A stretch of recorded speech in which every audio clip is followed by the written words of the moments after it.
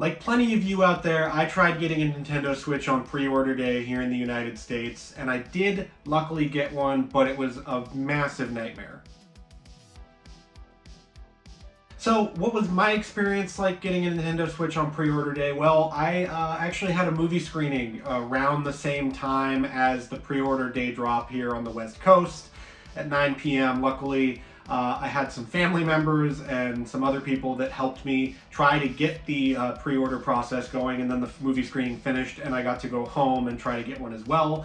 I snagged one from Walmart, which was my preferred place to go to get one because I've had good luck with them in the past with pre-orders, whether that was for the Super Nintendo Classic or for the Legend of Zelda, the Breath of the Wild, not Breath of the Wild, Tears of the Kingdom Special Edition. I got both of those after the pre-order date or whatever from Walmart. They were very good about shipping it out. Walmart also had the guarantee that they would ship the console to you by 9 a.m. the release date of the Switch 2, which is June 5th.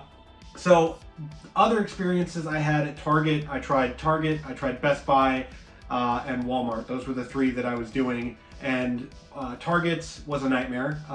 Best Buy's was also a nightmare. Walmart was a nightmare, but at least we got the console. And so I feel like that's a lot of people's experience with this, is that this process sucks trying to get this, because either you're fighting up against scalpers, you're fighting up against millions of other people that are trying to get the console. And, you know, for people who actually want the console on the day of, you can go on eBay and see, oh, hey, look at all these listings of scalpers putting it up for, you know, $200 plus over the MSRP of the console, which is, you know, scalpers are just scumbags. Like, let's just put it out there, whether it's for Pokemon product, Magic the Gathering product, toys, anything like that. Scalpers are the worst people on the face of the earth. They should feel bad, and they are bad. This process, however, must have been a lot easier for people that went to physical GameStop stores, because my lunch break yesterday, I went over to the local mall that has a GameStop in it, and I went and checked just to see, because I had already gotten the console pre-ordered, and I wanted to see how much stock they had and how much, you know, people were still lined up. I went and they had like over 150 consoles for stock, and there were people still lined up waiting to get their pre-order, and I went and asked, and I was like, hey, you know, did you guys get here late? And they're like, no, we got here like as the store opened. There was a big line, but they're still letting people get stuff. So that feels like it might have been the best choice here, which went against everything that I've learned from console launches. But then, of course, the last console launch that I experienced was the Xbox Series X and the PlayStation 5, and that was during 2020 in COVID time, when, you know, going out and standing in line with a bunch of people might not have been the best of ideas. So I pre-ordered mine from a place called Antonline for the Series X and got it with a bundle, which, if they do get Switch 2 bundles, that might be the best place to go for people that missed out. But I love handheld consoles. It's kind of my favorite sort of gaming console at this point. You know, I have a Switch with the cracked case here. I have a Steam Deck that I use almost every day for retro gaming, emulation, stuff like that, that I can play on my PC, that I can also play in my hand. And so for something like the Switch 2, that's why I was so intrigued by it, was because it's the next generation of the Switch 1, and the graphics are better, the controllers are better, the screen is bigger, it's a 4K console when it's docked, and so going anything farther past 4K for me, it doesn't really make a whole lot of sense, because I don't have an 8K TV, 8K technology isn't anywhere close to being, you know, readily available in your home, so 4K is going to be, you know, the best of everything. And it's Nintendo. Well, obviously the games are expensive. Having $80 games is a bit ridiculous, but if you remember back, or if you weren't there for the 90s, game prices were not just like, okay, it's $50. It's, you know, Earthbound was $100 plus for the game new, and that came with a strategy guide, but still, it's not a new phenomenon for games to be this expensive. It's just we're used to that old $60 price tag or $50 price tag back from the PS2 era that got upgraded to $60 for the 360 PS3, and then $70 for the Xbox Series X and PS5 generation. So it looks like not every game will be $80 from Nintendo. We'll have to see. There's a very small lineup of launch titles here, a lot of which are remasters or ports from the Switch over to the Switch 2 with new graphical capabilities and all of that. I pre-ordered the Mario Kart bundle because I figured, hey, I'll get Mario Kart 50 bucks. It's a digital version, which sucks, but you know, if I really want the physical version somewhere down the line, I can probably get it.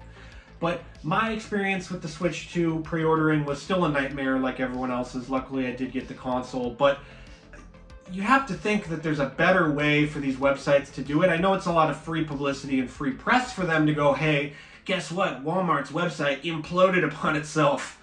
Go check it out now. And so it's a lot of press for people here on YouTube, on Twitter, that are posting guides that are kind of useless to this thing once you actually get on. I did watch a bunch of those guide videos. They are useless. They're absolutely useless. Like the whole thing that people were, oh, if you go on Walmart and you put it in your list, and then by the time 9 p.m. rolls around, you'll be able to get the Switch in there immediately. That did not work. That didn't work for anybody. All of these people making videos about tips and all of that, it's nice, but none of them actually ended up working in the long run. The best way to do it is to just kind of get lucky. That's what it is. We're all up all night to get lucky like Daft Punk. We're up all night to get lucky for our Nintendo Switch 2s. Outside of the Mario Kart, I think I'm probably going to get either the Breath of the Wild or the Tears of the Kingdom remasters because I don't own those games anymore. I lost, 95% of my Switch game collection in the Eaton Fire, which I lost a lot of my physical media collection as well. So I'm going to have to do some stuff to get games back. Getting it with the Switch 2 graphical capabilities will just be icing on the cake. It'll be super cool to play that game with new visuals, updated graphics, all of that. Hopefully we get some cool other stuff on the Switch 2. There's all these rumors about Microsoft putting stuff on there. Playing the Master Chief Collection on the Switch would be kind of wild, but playing it on the Steam Deck is a little bit difficult, getting that to run perfectly. So if they can find a way to do it, more power to them. But what are you excited to see about from the Switch 2? Did you pre-order one? Let me know in the comments what you think of all this whole pre-order process, because I thought it was a nightmare, and it was a nightmare. As far as games in the future, outside of the launch window, there is that FromSoft game that looks kind of cool. I don't really like their games that much. They're really difficult, and they frustrate me, so you could say I'm mad because bad or whatever, but I'm probably not going to be getting that game. But the new Donkey Kong game looks cool, and then of course a lot of the other first-party Nintendo stuff that'll eventually come out, Metroid Prime and stuff like that.